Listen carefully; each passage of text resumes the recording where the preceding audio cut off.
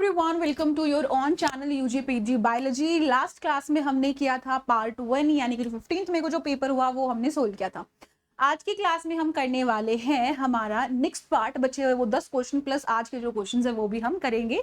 So without wasting any time let's start the video and you can join Telegram group biology by Sonia Chel for the PDF and here we are having 15th मई को जो paper हुआ और ये group का नाम है, you can join।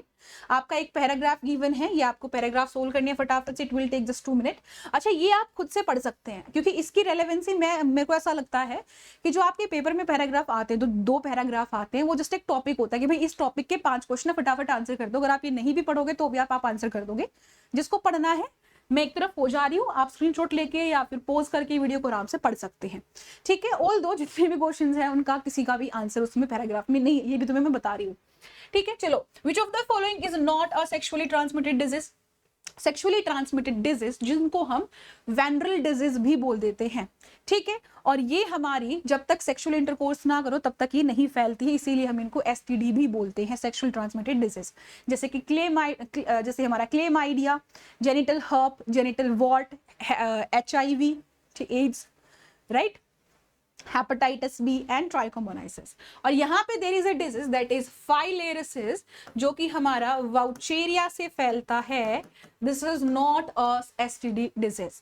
अब देखो, एक क्वेश्चन ये भी बनता है जो इनक्योरेबल हो। हमारे पास बहुत सारी डिजीज हैं जो कि क्योर हो जाती हैं, ठीक है। अब जो क्योर नहीं होती है, we are having 3H and these 3H are HIV, hepatitis B and genital हर्प।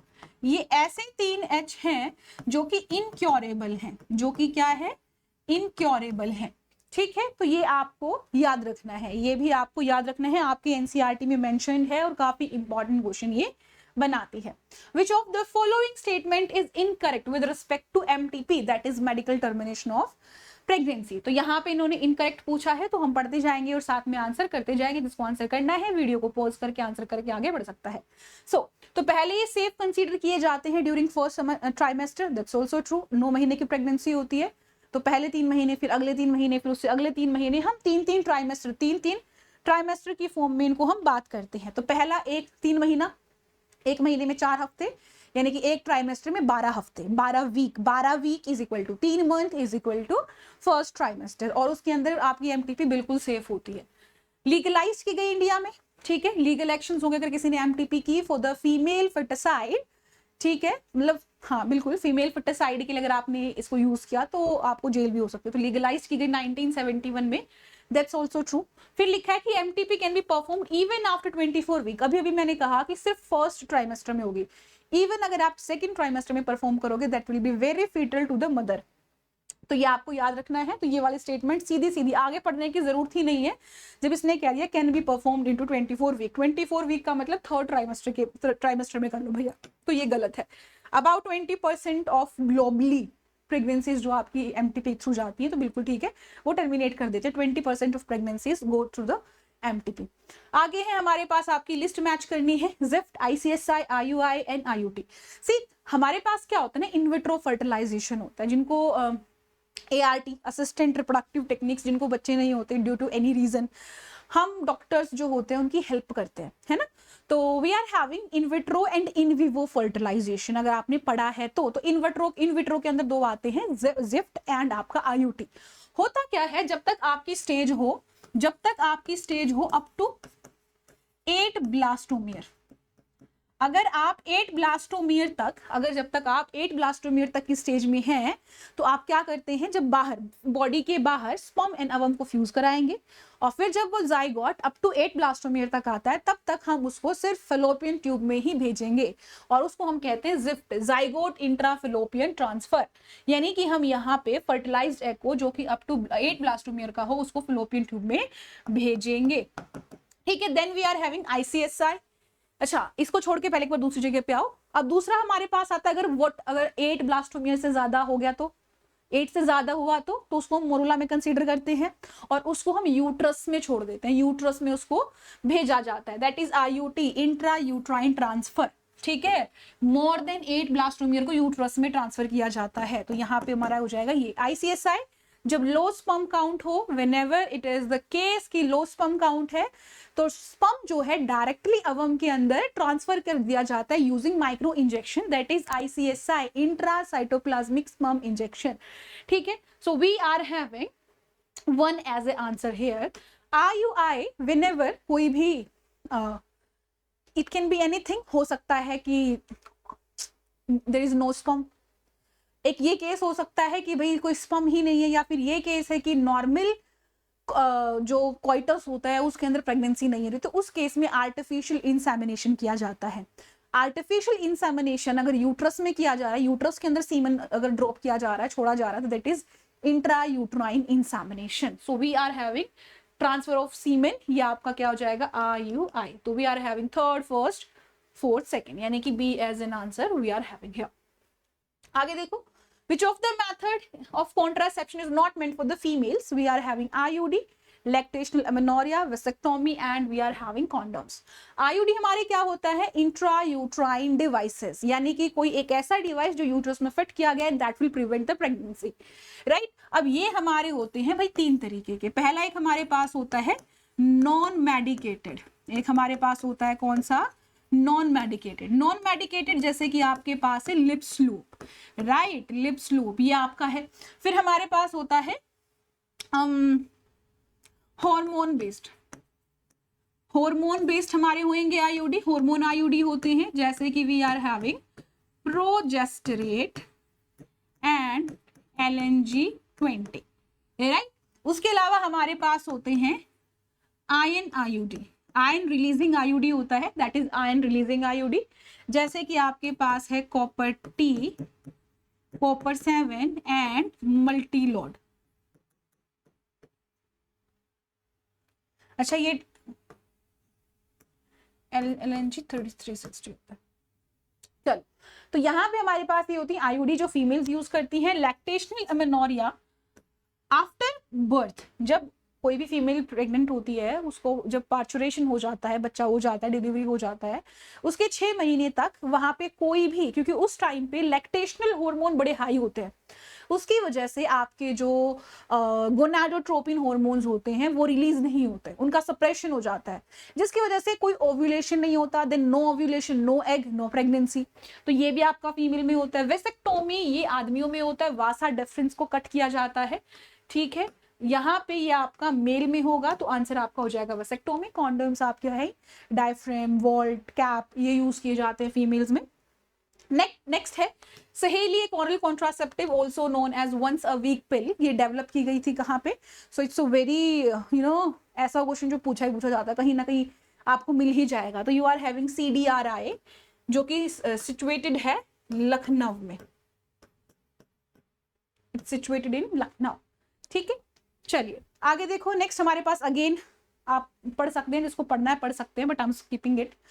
हमारे पास which of the following is not a characteristic of stable biological community. Stable biological community का जो कैरेक्टरिस्टिक नहीं है। अच्छा, स्टेबल का मतलब क्या होता है, जो स्टेबल रहे, there is no change, right. Change of what, किसी तरीके का भी प्रोडक्शन चेंज ना हो, ये ना हो कि इस साल तो 100 है, अगले साल 200 है, 100 का 102, 103, 105 हो सकता है, बट 110 नहीं हो सकता, वो वेरी कर जाएगा। तो आपका कोई भी अगर बायोलॉजिकल कम्युनिटी है, वहां पे प्रोडक्शन नहीं होना चाहिए, कोई दूसरी स्पीशीज आए या वहां की स्पीशीज जाए, ऐसा भी नहीं होना चाहिए, क्योंकि फिर भी स्टेबल नहीं रहेगा।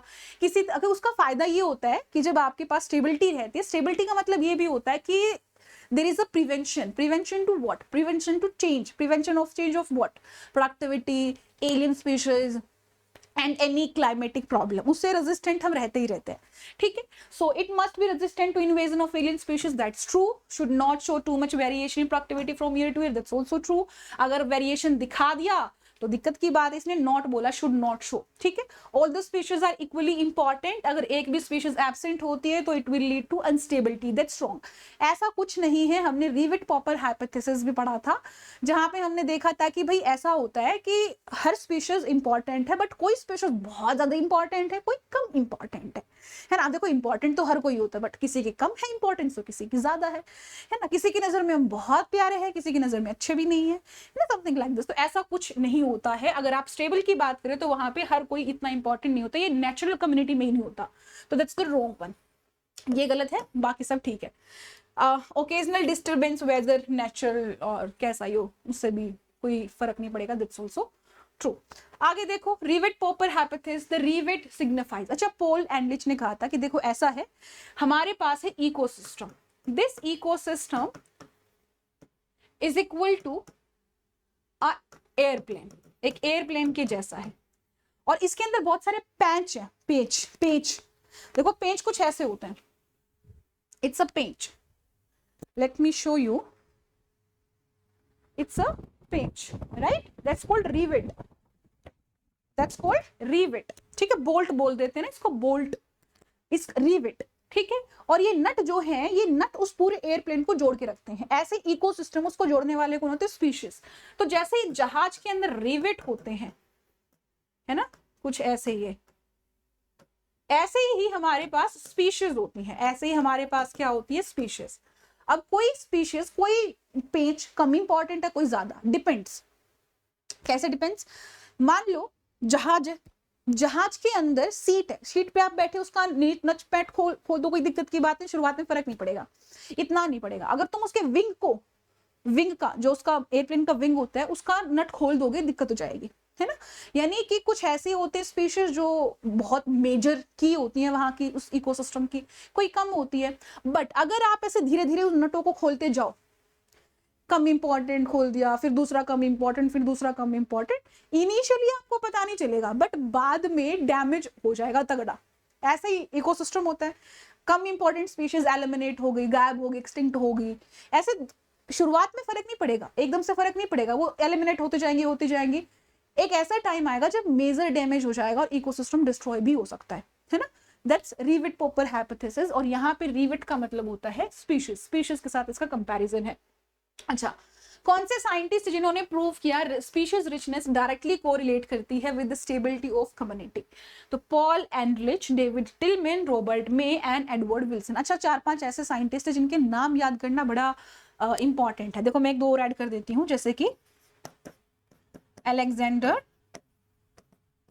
वॉन हम्बोल्ट, ठीक है, and we are having AG Tansley. यहाँ पे किसका क्या योगदान है ये पढ़ने की कोशिश करो। पॉल एंडलिच जो थे, इन्होंने रिवेट पॉपर हाइपोथेसिस के बारे में बोला, जो मैंने आपको अभी भी बताया। डेविड टिलमैन जो है, ये इनके सही आंसर हो जाएगा। इन्होंने क्या किया, इन्होंने कुछ एक्सपेरिमेंट कराया, जो भी इन्होंने करके देखा, इन्होंने कहा देखो ऐसा है, अगर आपके पास स्पीशीज रिचनेस ज्यादा है तो आपका प्रोडक्शन भी ज्यादा होता है, ठीक है, तो आपका प्रोडक्शन भी ज्यादा होता है। अगर स्पीशीज रिचनेस ज्यादा है तो आपकी स्टेबिलिटी भी बनती है, reason being alien species attack नहीं कर पाती है। रॉबर्ट मेलो ने कहा कि भाई ऐसा है, 70 लाख हमारी क्या होती है, टोटल 70 लाख ऑर्गेनिजम्स हैं हमारे अर्थ पे, इन्होंने एक नंबर दिया था रॉबर्ट में। एडवर्ड विल्सन जो आते हैं, ये बायोडाइवर्सिटी को टर्म, ये टर्म हमारी कॉइन की थी इन्होंने, कौन सी term, biodiversity, biodiversity term coin की थी इन्होंने, एडवर्ड विल्सन। और अगर आपको ध्यान है, अलेक्जेंडर वॉन हम्बोल्ट, इन्होंने स्पीशीज एरिया रिलेशनशिप ये इन्होंने दिया था, अगर आपको ध्यान हो तो, कि भाई आपका जैसे जैसे एरिया बढ़ाओगे आपकी स्पीशीज रिचनेस बढ़ती जाएगी, but up to a point, उसके बाद स्टेबल हो जाती है, कितना एरिया बढ़ा लो नई स्पीशीज आएगी, राइट। साउथ अमेरिका के जंगल्स में इन्होंने ये देखा था, ठीक है। एजी टेंसले कहाँ जाते हैं इन्होंने भाई, एजी टेंसले कहाँ आते हैं, इकोसिस्टम के अंदर, इन्होंने इकोसिस्टम टर्म कॉइन की थी। और अब इकोसिस्टम आई है तो एक और महाशय आ जाते हैं, कोई मुझे कमेंट में बताएगा, एक टर्म आती है जिसको हम पढ़ते हैं इकोलॉजी। ये इकोलॉजी किसने टर्म कॉइन की, किसने कॉइन किया इकोलॉजी को, ये आप बताएंगे। चलो आगे देखो, among the vertebrates which of the following is most species rich group, आपकी जो वर्टिब्रेट्स होते हैं उसके अंदर सबसे ज्यादा जो रिच है वो कौन सा ग्रुप है। अच्छा ठीक है, देखो कुछ बच्चे हंसेंगे क्योंकि आपको पता है ना, मैं सीयूटी आज से नहीं पढ़ा रही, 2022 से मैं सीयूटी ही पढ़ा रही हूँ, राइट, 2022 से मैं सिर्फ सीयूटी ही पढ़ा रही हूँ, ठीक है। सो अच्छा खासा आइडिया है, यहाँ से काफी अच्छे क्वेश्चन आ जाते हैं, इसके ग्राफ आते हैं, वो ग्राफ लेबलिंग के लिए आ जाते हैं। तो वर्टिब्रेट्स की जब आप बात करते हो तो हमारे पास एक चार्ट आता है, राइट, हमारे पास क्या आता है एक चार्ट आता है, इस चार्ट में ऐसे होता है कि भाई देखो ऐसा है, इस तरफ तो सिर्फ और सिर्फ फिशेज हैं, ठीक है, और यहां पे चार कुछ इस तरीके से होते हैं, ठीक है। और मैंने कैसे कहा था कि जो मछली है वो मीडियम साइज की अंडरगारमेंट पहनती है, मछली मीडियम साइज के अंडरगारमेंट पहनती है। कौन सा अंडरगारमेंट है? ये हमारी मछली है जो कि एम साइज के अंडरगारमेंट पहनती है, जो कि एम साइज के अंडरगारमेंट पहनते। कौन से अंडरगारमेंट? अब देखो मैं बोलूंगी तो तुम मीम बना दोगे, इसीलिए मैं बोलूंगी नहीं, मैं सिर्फ लिखूंगी। तो भाई ये जो अंडरगारमेंट है ये आपकी पहनती है। अब ये एम का मतलब क्या है? मैमल, बी का बर्ड, रेप्टाइल, क्योंकि बच्चों को याद नहीं होता ये, इसलिए मैंने ये बताया, बाकी तो याद हो जाता है। एम्फीबियन, ठीक है। अब यहाँ पे सबसे डाइवर्स कौन है? फिश, एक तरफ फिश एक तरफ सारे, ठीक है। तो वी आर हैविंग फिशेस जो कि ज्यादा डाइवर्स हैं, इनवर्टिब्रेट्स, ठीक है। आगे चलो, आगे हमारे पास है the following are various hypothesis proposed in explaining the greatest biological diversity in tropical except what. चलो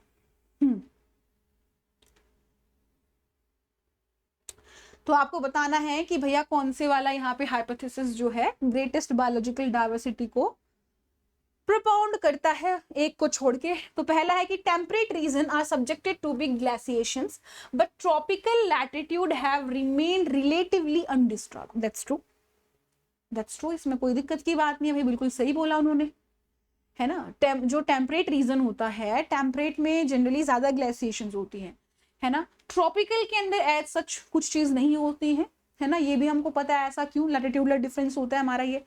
ट्रॉपिकल फॉरेस्ट के अंदर have more humidity moisture which help the diversity to flourish. As such कोई चीज नहीं है, ह्यूमिडिटी एंड मॉइस्चर की बात नहीं है।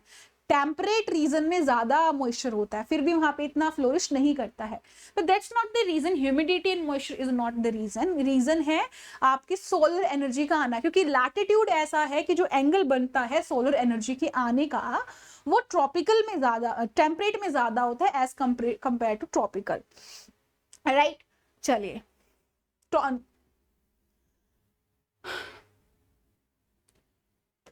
चलिए tropical environment are less seasonal and more constant, that's also true, ठीक है। अच्छा हाँ, ये पॉइंट रहेगा ना बीच में, हाँ क्या कह रहे थे? अच्छा ठीक है, समझ जाओगे। अच्छा आप ना एनसीईआरटी जब पढ़ोगे, चैप्टर पढ़ोगे तो आपको ध्यान दिया जाएगा, अगर आप लेट पढ़ रहे हो तो आपको पता चल जाएगा किस चीज की मैं बात कर रही हूँ। हमारी जो अर्थ होती है उसको हम डिवाइड करके रखते हैं, ऐसे 23 नॉर्थ 23 साउथ हेमिस्फेयर में, कि भाई ये हमारी अर्थ है, इधर दिस इज आवर अर्थ। इस अर्थ को हमने दो हेमिस्फेयर में डिवाइड कर दिया, this one is north and this one is south. तो यहाँ तक आपकी 180 डिग्रीज आती हैं, ठीक है। अब मेजर करते हैं, इस तरफ हमारी लैटिट्यूडनल डिग्रीज जाती हैं। तो 23.5 तक, 23.5 तक नॉर्थ में और 23.5 में साउथ में, यहां तक का जो रीजन होता है, this region is called tropical region, this is called tropical region. ये हमारा ट्रॉपिकल रीजन होता है यहां से यहां तक का। अब यहाँ पे 63 समथिंग, इधर 63 समथिंग, ये वाला जो रीजन होता है, this region is called temperate, this region is called temperate. ये वाला रीजन तो मैं रफ हैंड राइटिंग में लिख रही हूँ, this is called temperate region.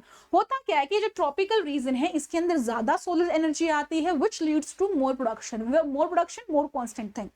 अब वहां पे टेम्परेचर भी इतना चेंज नहीं होता, प्रोडक्टिव चीजें होती हैं।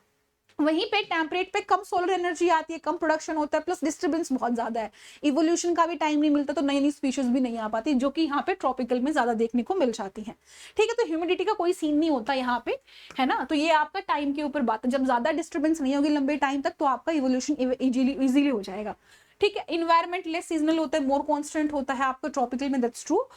मोर solar energy available in tropic which contribute to higher productivity, hence biodiversity, that's true. So we are having our answer B, ये सही नहीं है, बाकी सब सही है, ठीक है। आगे चलो, आगे हमारे पास है correct example of hermaphrodite. Hermaphrodite यानी यहाँ पे आप बात कर सकते हैं दे आर बाइसेक्सुअल। आज वाले बाइसेक्सुअल की बात नहीं हो रही है कि छोरा छोरी दोनों पसंद है, वो bisexual it means male female दोनों ही ऑर्गन एक ही ऑर्गेनिज्म में है। हर्माफ्रोडाइट, टेपवर्म एंड लीच, तो यहाँ पे कॉकरोच नहीं होगा, right. Carpfish and pigeon, pigeon नहीं होगा, ठीक है, तो हमारे पास tapeworm and leech would be our answer. आगे चले, इन डिप्लॉयड ऑर्गेनिज्म, ओ चलो तो भाई यहां से आपका जो है सेट दूसरा चालू हो गया है ना, यहां से आपका पार्ट 2 चालू हो गया। In diploid organism which of the following undergo meiosis, meiosis किसमें होती है आपको बताना है। कोई भी डिप्लॉयड ऑर्गेनिज्म में, प्लांट है या कोई भी, तो आपके जर्म सेल्स होते हैं। क्या होते हैं आपके? जर्म सेल होते हैं। मियोसिस सिर्फ जर्म सेल्स में ही होता है। जर्म सेल जिनको हम एमएमसी भी बोल देते हैं, मियोसाइट भी बोल देते हैं, है ना, मियोसाइट भी बोल देते हैं, अलग अलग नाम देते हैं, जो कि 2n होते हैं। इन्हीं के अंदर क्या होगा? मियोसिस होगा, और मियोसिस होके क्या बना लेते हैं आपके जर्म सेल, यानी कि आपका जो गैमीट होता है वो गैमीट बना लेते हैं, चाहे कोई भी ऑर्गेनिज्म हो, है ना। हमेशा गैमीट आपका हैप्लॉइड ही होता है आफ्टर मियोसिस। अगर डिप्लॉइड है तो वेजिटेटिव, इनके अंदर मियोसिस होता है नहीं। पोलन ग्रेन में होता है नहीं। स्पोरोजिनस टिश्यू, यस दी स्पोरोजिनस टिश्यू, ये आपके डिप्लॉयड होते हैं और यही आपके जो है जर्म सेल्स होते हैं। यहाँ पे किसके अंदर बात की गई है? ये प्लांट के अंदर बात की गई है, और ये भी मेल पार्ट के अंदर बात की गई है, ये आपको याद रखना है। मेल का तो नहीं, फीमेल के अंदर भी स्पोरोजिनस टिश्यू होते हैं। आगे चलो, आगे हमारे पास है, who propose that the first form of life could have come from pre existing non living organic molecule. किसने ये बात कही कि जो हमारी लाइफ है वो आपका pre existing non living organic molecule से आई होगी? Darwin, Oparin and Haldane, Lamarck and Thomas Malthus. आपका एक इवोल्यूशन का हाइपोथेसिस था, दैट वाज केमिकल इवोल्यूशन। तो केमिकल इवोल्यूशन ने क्या कहा कि भाई देखो ऐसा है कि there are some inorganic substance, उन इनऑर्गेनिक से पहले ऑर्गेनिक बना, उस ऑर्गेनिक से फिर आपका लाइफ बना। ये बात किन्होंने कही थी? ये बात कही थी ऑपरेन एंड हेल्डन ने। बाद में यूरे मिलर ने इसी का एक्सपेरिमेंट किया था। उन्होंने कहा कि देखो ऐसा है, methane, ammonia and hydrogen gas plus some water, ये सारे आपके कैसे हैं? इनऑर्गेनिक, ठीक है। इनसे मिलके हाई टेम्परेचर पे, जब अर्थ अर्ली अर्थ थी, there was no atmosphere, high temperature था, वोल्केनिक एक्टिविटीज थी, टेम्परेचर हाई था, तो आपस में वो किस समहाउ मर्ज होती हैं, कंडेंसेशन होता है, तो आपकी ऑर्गेनिक सब्सटेंस बनाते हैं। यूरे मिलर जिन्होंने एक्सपेरिमेंट किया, तो वहां पे एस्पार्टिक, एलेनिन एंड आपका ग्लूटामिक एसिड आपका मिला था, है ना। हाँ, है ना, तो वो वही चीज बोल रहे हैं यहाँ पे, ऑपरेन एंड हेल्डन। आगे चलो, next we are having given below are two statement. Statement 1, in bioreactor the small volume of cultures are developed in which useful to the bioproduct are produced. Statement 2, downstreaming process होते हैं, वहां पे product formulate किया जाता है with suitable preservative and ready to market without testing of their quality. तो पहला क्या है कि बायोरिएक्टर जहाँ पे स्मॉल वॉल्यूम ऑफ कल्चर किया जाता है, यूजुअली जो बायोरिएक्टर्स होते हैं, दीज आर बड़ा बड़ा बर्तन। ये क्या होते हैं? ये बड़े बड़े बर्तन होते हैं जो 100 से 1000 लीटर तक के होते हैं। छोटी अमाउंट कल्चर नहीं होती, लार्ज अमाउंट कल्चर होती। तो ये तो यही गलत हो गया। फिर बोला कि भाई बिना टेस्टिंग वेस्टिंग के, विदाउट एनी टेस्टिंग हम भेज देंगे आगे, ऐसा नहीं होता। डाउनस्ट्रीम प्रोसेस में हर चीज होती है, प्योरिफिकेशन होता है, आपकी टेस्टिंग होती है, हर चीज की जाएगी वहां पे। जब तक वो 110% श्योर ना हो जाए कि सेफ टू यूज, तब तक ऐसा नहीं किया जाएगा, तब तक मार्केट में नहीं उतारा जाएगा, ठीक है। तो दोनों ही स्टेटमेंट आपकी क्या है? गलत है। बोथ दो स्टेटमेंट आर फॉल्स। तो answer would be 2 here. Answer would be 2 here. The method where an ovum is transferred from donor into fallopian tube.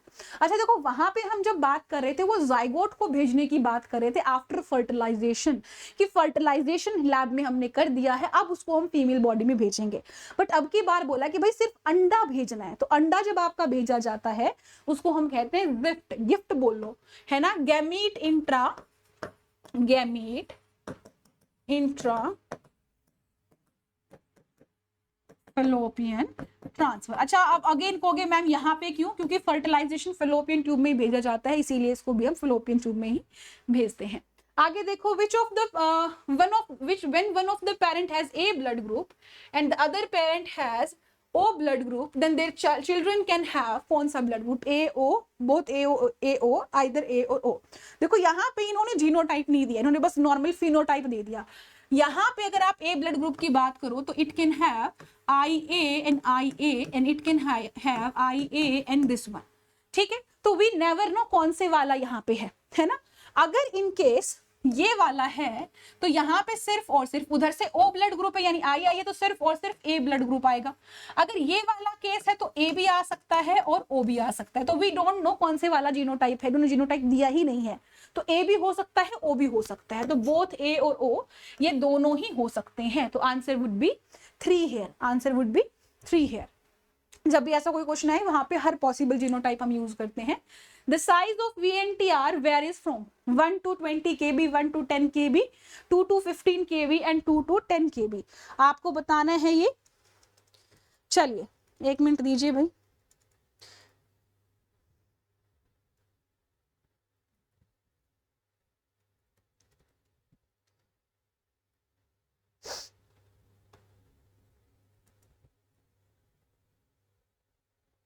चलो चलो फटाफट से।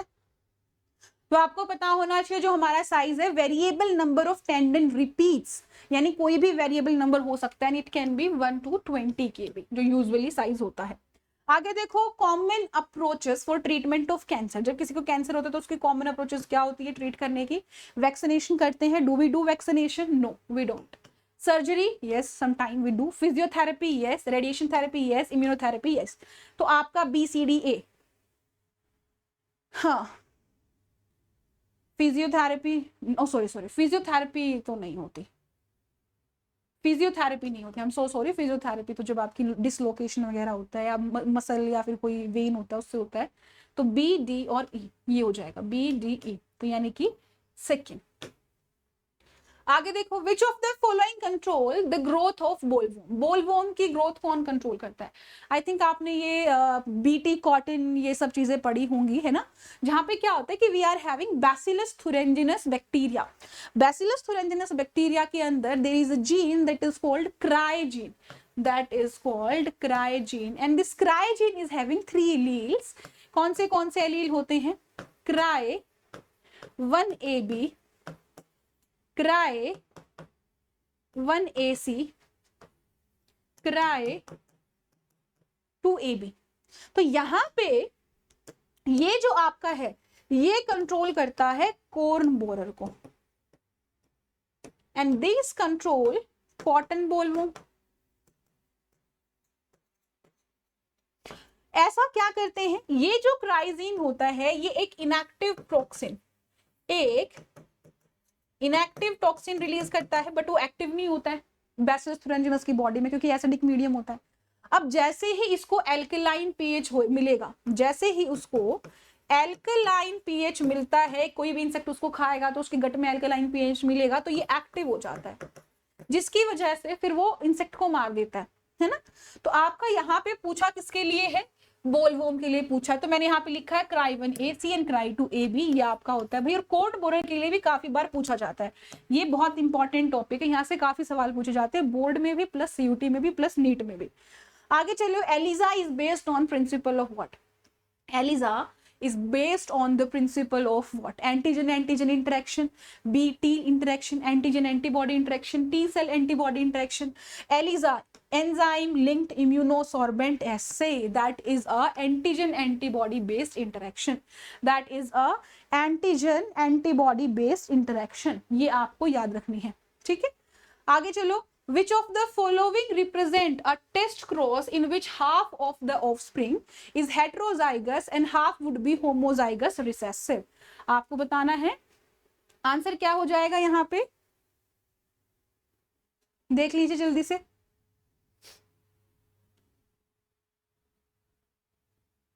चलो, तो यहाँ पे एक ऐसा क्रॉस आपका बताना है भाई जहां पे हाफ ऑफ द ऑफस्प्रिंग जो हमारे heterozygous and half of the homozygous recessive आपके आएंगे। तो यहाँ पे सारे के सारे हेट्रोजाइगस आएंगे, होमोजाइगस रिसेसिव नहीं आएगा। इसमें आपका आ सकता है ये वाला होमोजाइगस एंड हेट्रोजाइगस 50-50 देगा। यहाँ पे आपके पास इसको अगर आप देखोगे तो यहाँ पे होमोजाइगस डोमिनेंट आएगा, रिसेसिव नहीं आएगा। यहाँ पे आपके सिर्फ और सिर्फ रिसेसिव आएंगे, ठीक है। तो ये चीज आपको याद रखनी है, ठीक है। आगे चले, in which phase of cell cycle does replication of DNA take place? आपका रेप्लिकेशन ऑफ DNA कौन से फेज में होता है? G1, M phase, S phase and G2। तो आपको पता होगा हमारे पास S फेज होता है जहां पे हमारा डीएनए रेप्लिकेट करता है बट क्रोमोसोम का नंबर कभी चेंज नहीं होता है, ये भी आपको याद रखना है। तो हियर इज ऑप्शन 3, ठीक है। और ये इंटरफेज होता है, आपको याद पता है ना, सबको इंटरफेज का पार्ट है ये, आपके G1S and G2 इंटरफेस का पार्ट है। आगे देखो, in Hershey and Chase experiment some virus grew on medium that contain 35 sulphur, 32 phosphorus, 36 sulphur, 34 phosphorus, 32 sulphur, 36 phosphorus, 34 sulphur and 36 phosphorus. तो we all know 35 sulphur and 32 phosphorus ये हमारा था। And यहाँ पे हर्शी एंड चेज एक्सपेरिमेंट ने क्या कहा था, हर्शी एंड चेज एक्सपेरिमेंट ने बोला कि DNA is genetic material, DNA is genetic material, ये बताने वाले कौन थे, हर्शी एंड चेज थे, ठीक है। कई बार इन साइंटिस्ट का नाम प्लस आगे इन्होंने क्या काम किया, वो उन्होंने किस चीज के लिए एक्सपेरिमेंट किया, वो भी पूछा जाता है। Who performed experiment on Vicia faba to prove that DNA replicates? अच्छा, अब देखो यहाँ पे जो टेलर, वो तो हर्शी एंड चेज तो ठीक है, हमारे पास मैथ्यू मैस्लिन एंड स्टेला इन्होंने सेमी कंजर्वेटिव के लिए दिया था। आपको बता दूं मैं, एंड स्टेला इन्होंने कि भी जो डीएनए होता है ये सेमी कंजर्वेटिव होता है, और इन्होंने जब एक्सपेरिमेंट किया वो ई कोलाई पे किया, बट यही एक्सपेरिमेंट टेलर एंड कलीग्स ने किया, बट किसके ऊपर किया, वीसिया फाबा के ऊपर किया। तो जो करेक्ट आंसर है वो क्या है, टेलर एंड कलीग्स, ठीक है। तो आंसर यहाँ पे क्या हो जाएगा, टेलर एंड कलीग्स। कई बार मैस्लिन एंड स्टेला आपका सेमी कंजर्वेटिव के लिए भी यूज किया जाता है, और इन्होंने जो आपका ई कोलाई के ऊपर आइसोटोप यूज किए, इन्होंने N14 and N15 isotope use किए, ये भी आप याद रखेंगे। A thermostable DNA polymerase is isolated from Thermus aquaticus, Agrobacterium tuminifescens, E. coli, Salmonella typhimurium। तो कहाँ से निकाले जाते हैं भाई, थर्मोस्टेबल का मतलब क्या है, यहाँ पे इस बात को समझो। ऐसा है, हम पीसीआर करते हैं, पॉलीमरेज चेन रिएक्शन, डीएनए को एम्पलीफाई करते हैं। अब वहां पे जब हम एम्पलीफिकेशन करते हैं तो उधर है कि जब भी हम उनको डीनेचुरेट करेंगे वो इजीली डीनेचुरेट हो जाए, और वो इतने हाई टेम्परेचर पे डीनेचुरेट किए जाते हैं कि अगर उसी हाई टेम्परेचर पे हम पॉलीमरेज छोड़ दे, डीएनए पॉलीमरेज जो ह्यूमन बॉडी वाला है वो छोड़ दे, तो वो डीनेचर हो जाएगा। तो हमको एक ऐसा पॉलीमरेज चाहिए जो कि डीनेचर ना हो हाई टेम्परेचर पे, and that is obtained from Thermus aquaticus bacteria, जो कि खुद इतने हाई टेम्परेचर पे रहता है, तो कोई फर्क नहीं पड़ेगा उसके पॉलीमरेज को, ठीक है। तो answer would B thermos aquaticus. Tag polymerase हम बोलते हैं, है ना, कौन सा पॉलीमरेज है, टैग पॉलीमरेज। आगे देखो, which one of the following is not a process of DNA recombination technology. Not बोला इसने भैया, not a process of DNA recombinant technology. हम रिकॉम्बिनेंट डीएनए टेक्नोलॉजी में कौन सी प्रोसेस यूज नहीं करते हैं। देखो भी डीएनए की बात करें तो आइसोलेशन तो करना पड़ेगा, रेस्ट न्यूक्लियस कटिंग के लिए, उसके बाद कल्चर करना लार्ज स्केल पे, ये भी है भैया, फिर फायदा क्या है ना, फिर फायदा क्या। अच्छा, फिर आरएनए इंटरफेरेंस। अब बताओ, not a process of DNA recombination. चलो, दो तो मैंने बता दिया, ये तो हम करते ही हैं। क्या ये रिकॉम्बिनेंट टेक्नोलॉजी के अंदर हम यूज करते हैं, रिकॉम्बिनेशन कुछ बनाते हैं तो आरएनए नहीं होगा यहाँ पे, बाकी तो सब होगा। अगर हम आरएनए करते हैं तो वो कल्चरल में भी आ जाएगा, अभी कल्चर भी करेंगे उसको हम, ठीक है, क्योंकि हमने जब उसको रिकॉम्बिनेंट बनाया है ऑर्गेनिज्म को, है ना। अच्छा, प्रोसेस नहीं, हाँ फिर भी still it's RNA, recombinant technology का नहीं आता ये। चलो, विच of the following gas is found in stratosphere. Stratosphere में कौन सी गैस मिलती है ये आपको बताना है, ozone, carbon dioxide, methane and hydrogen. तो we are having our answer ozone. Ozone आपका स्ट्रेटोस्फेयर में मिलता है, ये आपको याद रखना है। आगे देखो, in which of the following unit is thickening of ozone layer measured. Ozone layer की थिकनिंग कैसे मापते हैं, Dobson, joule, newton and decibel. I think ये सबको पता है, डॉब्सन हम यूज करते हैं, डॉब्सन इज द यूनिट जो ओजोन की थिकनेस को मेजर करते हैं। Ex situ conservation include ex situ मतलब कोई भी चीज को जब हम कंजर्व करते हैं बायोडाइवर्सिटी को, अगर उस ऑन द साइट करें जहां पे वो है वहीं कंजर्व कर दे, दैट इज इन सीटू। उसको उठा के कहीं नई जगह ले गए, that is ex situ. Biosphere reserve, national park, wild life sanctuary and seed bank. Ex situ में क्या होता है, बायोस्फीयर रिजर्व वहीं के वहीं, नेशनल पार्क वहीं के वहीं, वाइल्ड लाइफ सेंचुरी वहीं के वहीं, बट जो शीड बैंक्स होते हैं वो एक्स सीटू कंजर्वेशन का पार्ट होते हैं। बाकी सारे इन सीटू में सिर्फ शीड बैंक आपका एक्स सीटू है। इन वेलवेट ग्रास शीड, अच्छा ग्रास आ गया तो आप समझ जाओगे मोनोकोट की बात कर रहे हैं हम। The cotyledon is called scutellum, coleorhiza, coleoptile and testa है ना। क्या बोलते हैं वहां पे तो कॉटिलिडॉन बोलते हैं, यहाँ पे हम बोलते हैं स्कूटलम। क्या बोलते हैं, स्कूटलम बोल देते हैं भैया, ठीक है। आगे देखो, which of the following is a recessive trait for the garden pea plant. आपको मैंने कल की वीडियो में 7 बताए थे। तो राउंड है, डोमिनेंट है, constricted pod tall dominant, violet dominant. तो कॉन्स्ट्रक्टेड पॉड जो है वो कैसा है, ये पॉड का शेप आपका रिसेसिव होता है, तो आंसर वुड बी 2। आगे देखो, न्यूक्लियोसोम इज, आपको बताया था कल मैंने हिस्टोन प्लस डीएनए। न्यूक्लियोसोम क्या था, हिस्टोन प्लस डीएनए। तो डीएनए कैसा होता है, पॉजिटिव, सॉरी नेगेटिव, और ये कैसा होता है, पॉजिटिव। अगर इसने लिखा होता histone and DNA are having respective charges, तो आप कह देते पॉजिटिव एंड नेगेटिव। न्यूक्लियोसोम, अब कंप्लीट न्यूक्लियोसोम की बात करो तो न्यूक्लियोसोम के ऊपर किसी भी तरीके का ऐसा ओवरऑल चार्ज नहीं होता है, ठीक है, कि ओवरऑल आप कोई चार्ज बताओ, बट डीएनए और हिस्टोन का अलग अलग बताते हो। पॉजिटिवली चार्ज डीएनए नहीं होता, negatively charge DNA positive histone के चारों तरफ रैप्ड अप होता है, ये आंसर हो जाएगा। पॉजिटिव डीएनए होता ही नहीं है और नेगेटिव हिस्टोन नहीं होता है ना। चलो आगे देखो, transforming principle was given by, last video में मैंने बताया था स्ट्रेप्टोकोकस न्यूमोनिया, ग्रिफिथ है ना, ग्रिफिथ आए थे, फ्रेडरिक ग्रिफिथ, जिन्होंने ट्रांसफॉर्मिंग प्रिंसिपल दिया था। तो answer would be Frederick Griffith. इन्होंने स्ट्रेप्टोकोकस न्यूमोना वो 2 कॉलोनी उगाई, एक स्मूथ वन एक रफ वन। स्मूथ वन के ऊपर एक शाइनी पॉलीसेक्राइड की कवरिंग थी जो कि काफी विरुलेंट थी, जिसकी वजह से न्यूमोनिया होता और आपके चूहे मर जाते। तो उन्होंने क्या किया, आपको ध्यान होगा, कुछ एक एक्सपेरिमेंट किया था कि स्मूथ को चूहे के अंदर डाला, चूहा मर गया, फिर रफ को डाला, चूहा जिंदा था, स्मूथ को हीट किल करके डाला तो चूहा जिंदा था।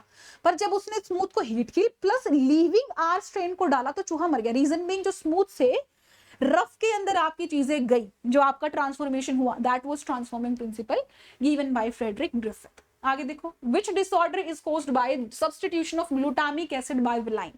कल ही मैंने बताया था, at the 6th position of beta globin chain of the haemoglobin, point mutation इसको हम बोलते हैं। ये क्या था आपका, पॉइंट म्यूटेशन की वजह से हुआ था, if you remember. I'm so sorry guys, point mutation की वजह से हुआ था, and that was sickle cell anaemia, that was sickle cell anaemia. आगे देखो, next we are having arrange the following step of DNA fingerprinting. So I don't think so इसमें इतनी problem होगी। रीजन बीइंग, मैंने कल की क्लास में southern blotting के जितने भी स्टेप आते हैं उसके अंदर ये पूरे स्टेप्स आते हैं, वो पूरा बताया था, और ये भी कहा था इंपॉर्टेंट है, पेपर में आता है, बोर्ड में भी आता है, प्लस सीयूटी में प्लस नीट में भी आता है, ठीक है। तो हमारे पास पहले आ जाएगा, आइसोलेशन करेंगे डीएनए को, ठीक है, फिर सेपरेशन करेंगे इलेक्ट्रोफोरेसिस पे, तो ई बी सॉरी डाइजेशन करेंगे, आई एम सो सॉरी, पहले डाइजेशन करेंगे हम उसका। पहले नंबर पे आइसोलेट किया, फिर रेस्ट्रिक्शन एंडोन्यूक्लियस से फ्रेगमेंटाइज किया, फिर उनको सेपरेट किया जल इलेक्ट्रोफोरेसिस से, फिर ब्लॉटिंग है ना, फिर आपका क्या किया गया, फिर ब्लॉटिंग की गई, ब्लॉटिंग के बाद हाइब्रिडाइजेशन किया गया, देन उसके बाद 6th पॉइंट जो आता है दैट इज ऑटो रेडियोग्राफी, ठीक है। तो answer would be 2 here, answer would be 2 here. आगे देखो, आपके पास डिजीज है एंड पैथोजन है, ये काफी अच्छा क्वेश्चन है, इजी है। अमीबॉयसिस आपके पास है, एंटमीबा हिस्टोल्टिका, वी ऑल नो है ना, फाइलेरिसिस वाउचेरिया, जिसको हम एलिफेंटिसिस भी बोल देते हैं, एंड मॉस्किटो, क्यूलिक्स मॉस्किटो चाहिए होता है यहाँ पे, Aedes not Culex, Aedes. Ringworm, fungi होती है आपकी, रिंगवॉर्म फंजाई की वजह से होगी है ना, एपिडर्मोफाइटोन आपकी आ जाएगी यहाँ पे, ठीक है, और न्यूमोनिया, हीमोफिलस इन्फ्लुएंजा। तो we are having second, first, fourth, third, तो आंसर वुड बी 2 हियर। आगे देखो, स्ट्रेप्टोकाइनेज एंजाइम, कल मैच में आया था ये, कल पहला जो 15 मई को पेपर हुआ था। स्ट्रेप्टोकाइनेज एंजाइम स्ट्रेप्टोकोकस से निकालते हैं और as a clot buster use करते हैं, और as a clot buster use करते हैं, तो remove clot from the blood vessels. Select the incorrect statement. Incorrect statement कौन सी है ये आपको बतानी है। तो you can see chromosome 1 has the most and Y has the fewest gene. भाई जो 1 है उसके ऊपर सबसे ज्यादा, और जो सेकंड है उसके ऊपर सबसे, Y है उसके ऊपर सबसे कम आपके कम क्रोमोसोम है, ये आपको बताना है। चलो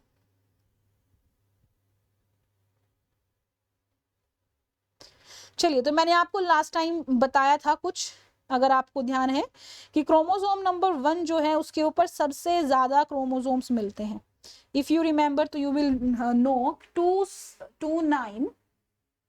2968 ये नंबर ऑफ जीन्स हैं जो क्रोमोसोम नंबर 1 पे पाए जाते हैं। कल मुझे क्रोमोसोम नंबर Y का नंबर ध्यान नहीं आ रहा था, ठीक है, बट आज मुझे याद है 231 ये आपका क्रोमोसोम नंबर Y पे होता है, सबसे कम जीन है, और X क्रोमोसोम पे डायस्ट्रोफिन सबसे ज्यादा जीन वाला मिलेगा, है ना। 21st क्रोमोसोम 21 है the most gene and chromosome Y गलत है, तो ये आपकी मिलेगी मोस्ट जीन आपका 1 में होता है, इसमें नहीं होता, तो ये आ गया।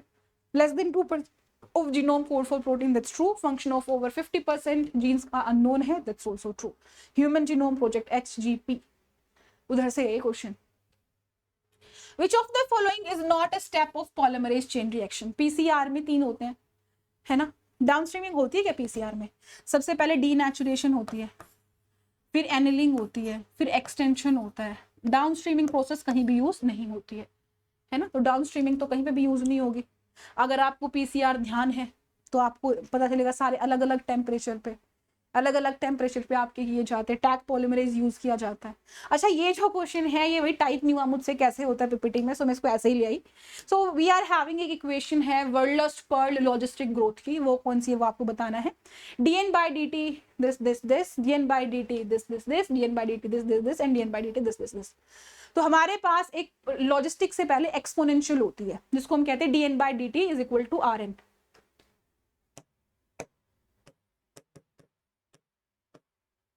एक्सपोनेंशियल की होती है, मैं इसको शॉर्ट फॉर्म में लिख देती हूँ, एक्सपोनेंशियल की होती है dN/dt is equal to Rn, है ना। बट यहाँ पे Rn नहीं आएगा, यहाँ पे कैरिंग कैपेसिटी आ जाती है, यहाँ पे क्या आ जाती है, कैरिंग कैपेसिटी आ जाती है। तो हमारे पास जो आंसर हो जाता है वो ये हो जाता है, कैरिंग कैपेसिटी वाला, K-N-K, ठीक है। This would be our answer, आपको याद रखना है। और K क्या है, आपका कैरिंग कैपेसिटी है, ये भी आपको याद रखना है, ठीक है। आगे चलो, वी आर हैविंग लिस्ट, आपके पास एक तरफ जीन है, एक तरफ उनका क्या प्रोटीन कोड करते हैं वो है। तो IAYZ, तो आपको पता होगा आई जीन जो होता है that is your regulatory gene, जो कि आपका रिप्रेसर मॉलिक्यूल बनाता है। तो ए क्या बनाता है, आपका रिप्रेसर मॉलिक्यूल। आपके पास जेड जो है बीटा ग्लैक्टोसाइडेज बनाएगा, है ना। वाई परमीएज बनाएगा, ए ट्रांसएसिटाइलेज बनाएगा। तो आपका क्या आंसर हो जाएगा, हाँ, तो आंसर वुड बी सेकेंड है, आपका आंसर क्या हो जाएगा, सेकेंड। आगे देखो, analogous structure are result of, कल ही समझाया था, same question, no changes, same question कल वाला। एनालॉगस आपको पता है किसका है, कन्वर्जेंट, AC HD, AC में बैठ के HD मूवी देखना, है ना। Amino acid is attach to which of the site of tRNA, anticodon loop, third and fifth and D.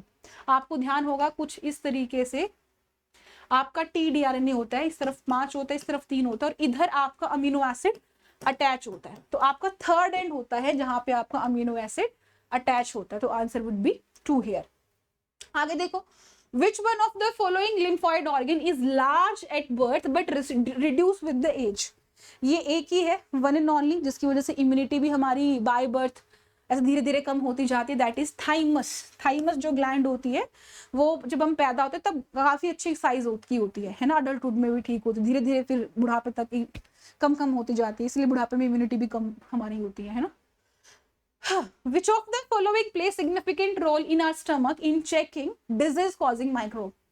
तो we all know किसकी बात की जा रही है, स्टमक के अंदर क्या है भैया ऐसा, दैट इज व्हाट, मतलब स्टमक के अंदर हमारे जो डिजीज कॉजिंग है उनको चेक करते हैं, दैट इज लैक्टोबैसिलस बैक्टीरिया, दही में जो मिलते हैं, कर्ड में जो मिलते हैं।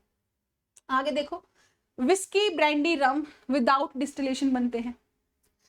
सैक्रोमाइसिस सर्वाइसी डॉक्टर ईस्ट कहलाती है, डॉक्टर ईस्ट तो नहीं होती, बेकर ईस्ट बोलते हैं, ब्रूअर ईस्ट बोलते हैं, बट डॉक्टर ईस्ट नहीं कहते। विस्की ब्रांडी रम ये विदाउट डिस्टिलेशन नहीं होते हैं, डिस्टिलेशन करनी ही पड़ेगी, विदाउट डिस्टिलेशन पॉसिबल नहीं है। तो अगेन दोनों स्टेटमेंट आपकी क्या है, गलत है। ठीक, आगे देखो, आपके पास एक सीक्वेंस है, ठीक है, कोडिंग सीक्वेंस है, ये आपको बताना है इसका कॉम्प्लीमेंट्री स्ट्रैंड क्या हो जाएगा। ये आपका कोडिंग सीक्वेंस है तो इसका कॉम्प्लीमेंट्री स्ट्रैंड क्या हो जाएगा। तो सीधी सी बात है, पहले तो 5 है तो 3 आएगा भैया इस तरफ, है ना, इधर 3 है तो एंड 3 to 5 वाला जाएगा आपकी बार, तो ये तो वैसे हट गए। अब साइट ये है तो साइटोसिन आएगा यहाँ पे। अब क्योंकि इसने पूछा कोडिंग सीक्वेंस है और कॉम्प्लीमेंट्री स्ट्रैंड क्या होगा ये बोला, तो आप यहाँ पे यूरेसिल मत लेके आना, कहीं यूरेसिल ले आओ, इसने आरएनए तो कुछ बोला ही नहीं है, आरएनए के बारे में कोई भी चीज गिवन नहीं है ना, तो आप इसको आंसर क्या होगा ये हो जाएगा, क्योंकि इसने बोला कोडिंग सीक्वेंस, इसका कॉम्प्लीमेंट्री स्ट्रैंड बताओ, तो वो तो अपोजिट आएगा, cytosine adenine thymine adenine adenine thymine guanine cytosine, ऐसे है ना। अगर इसने कहा होता कि भाई ये आरएनए है, ये आपका कोडिंग स्ट्रैंड है, अब आरएनए बताओ क्या होगा, तब भी हम कुछ और सोचते हैं, है ना, ऐसी कोई बात इसने बोली नहीं है, सो आंसर वुड बी 2। आगे है which of the following statement is not correct for the restriction enzyme. Restriction enzyme के बारे में जो स्टेटमेंट सही नहीं है उसके बारे में है, exonuclease remove nucleotide from end of the DNA. Endonuclease may cut at specific position within the DNA. That's true. Ligase join the sticky end together. That's true. First restriction endonuclease were hint to. That's also true. तो यहाँ पे आपका क्या आ गया, यहाँ पे आपका आ गया exonuclease remove nucleotide from the end of the DNA. That will be wrong one. Although आपको मैं बता दूं, अब क्योंकि नहीं ये गलत हो जाएगा, क्योंकि इसने बोला है restriction enzyme and ligase is not a restriction enzyme, है ना। लाइगेज रेस्ट्रिक्शन एंजाइम थोड़ी, रेस्ट्रिक्शन एंजाइम कटिंग वाले होते हैं, लाइगेज तो जोड़ता है, तो ये रेस्ट्रिक्शन एंजाइम है ही नहीं। तो इसके बारे में जो स्टेटमेंट है ये है तो ठीक, बट ये गलत हो जाएगी। मैं भी सोचूंगी गलत तो नहीं होनी चाहिए थी। चल आगे देखो, आपके पास again you are having extinction and this is place. तो डोडो, क्वागा, थाइलसीन, स्टेलर। डोडो कहाँ से हुई, मॉरिशस से। डोडो कहां से, मॉरिशस से, ठीक है। क्वागा कहां से गया, अफ्रीका से। कहां से गया, अफ्रीका से। क्वागा कहां से गया भैया, अफ्रीका से, ठीक है। थाइलसीन ऑस्ट्रेलिया से गया भैया। स्टेलर शिकाओ रशिया से। तो आंसर क्या हो जाएगा हमारा, आंसर हो जाएगा इधर, थर्ड वन हो जाएगा। रशिया सुनते तो खुश हो जाते हो वैसे तुम लोग। चलो, which one of the following is not associated with the megasporangium. Megasporangium यानी फीमेल पार्ट की बात कर रहे हैं, फीमेल ओव्यूल वाला पोर्शन की बात कर रहे हैं, ओव्यूल जिसको मेगास्पोरेंजियम बोल देते हैं, राइट। तो हमारे पास funicle, integument, generative cell and micropylar. तो you are seeing a thing that is generative cell, जो कि माइक्रोस्पोर से रिलेटेड है, मेगास्पोर से तो रिलेटेड दूर दूर तक भी नहीं है। तो answer is 3। Again a paragraph, I say कि आगे बढ़ो। विच ऑफ, इसको पढ़ना है, आप पढ़ सकते हैं पोज लेके। विच of the following does not constitute accessory duct of female reproductive system. Female reproductive system में जो एक्सेसरी डक्ट कॉन्स्टिट्यूट नहीं करता वो आपको बताना है। Fallopian tube, uterus, cervix and vagina. चलो, तो अब बहुत सारे बच्चे बोलेंगे मैम वजाइना थोड़ी ना एक्सेसरी डक्ट में आता है ना, फेलोपियन ट्यूब होता है ना। एक्सेसरी डक्ट मतलब जो हेल्पिंग डक्ट है, तो vagina is also like a duct, है ना। Cervix is also like a duct, but uterus is not a ductal part. Uterus कोई डक्ट थोड़ी, ट्यूब थोड़ी है यूट्रस, है ना। फेलोपियन इज अ डक्ट, एक ट्यूब बोलते, जो ट्यूब है ही नहीं, यूट्रस ट्यूब थोड़ी है, तो answer is true, uterus. The female external genitalia include mons pubis, that's true, hymen, mammary gland नहीं, क्लिटोरिस, ठीक है, सर्विक्स नो। तो do we have A D, we can also count you know B also, hymen is also there, A B D. चलिए, select the organ of female reproductive system, select the organ of female reproductive system when the sperm is not transported at the time of coitus, जहां पे आपके sperm transport नहीं किए जाते coitus के type पे, वो ऑर्गन सर्विक्स में, ओवरी में जाते हैं कभी, वजाइना से सर्विक्स, फिर यूट्रस, फिर फैलोपियन ट्यूब, फिर फर्टिलाइजेशन, ओवरी तक नहीं पहुंचते कभी स्पर्म, तो answer would B Which of the following does not take place before ovulation in human female? इसमें से कौन सी एक एक्टिविटी है जो कि ह्यूमन फीमेल में ओव्यूलेशन से पहले नहीं होती?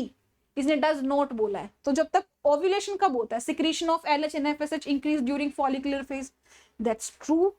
कॉर्पस ल्यूटम ओव्यूलेशन से पहले का फेज है? नो, आफ्टर द ओव्यूलेशन का फेज है।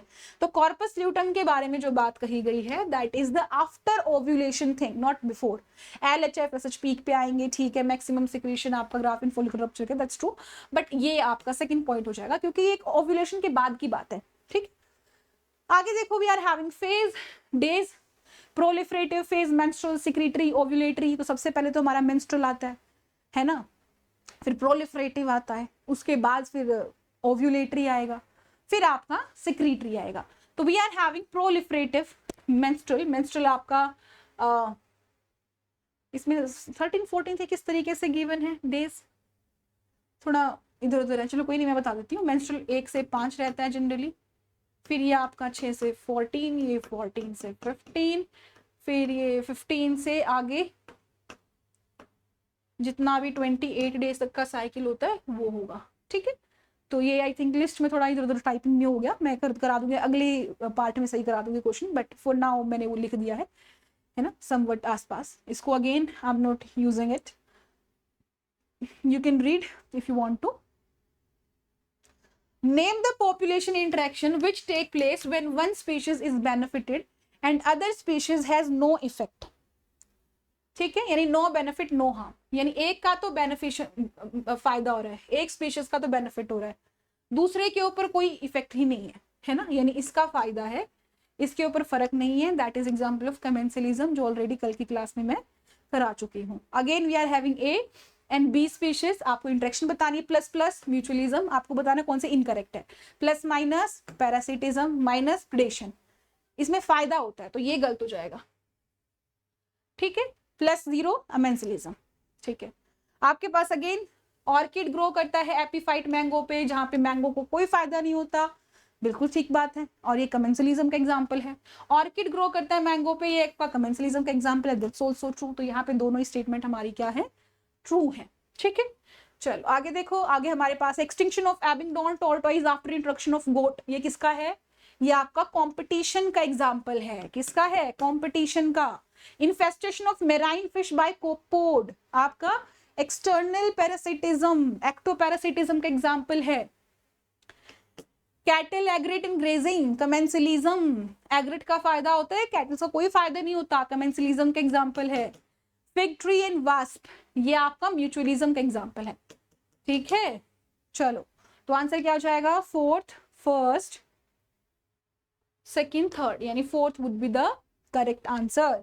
आगे चलो, select the incorrect pair in response to abiotic factor, incorrect बताना है, ठीक है। We maintain constant temperature 37 conformers, जो मेंटेन कर रहे हैं उनको हम कॉन्फॉर्म्स थोड़ी ना बोलते हैं, उनको हम रेगुलेटर बोलते हैं, है ना।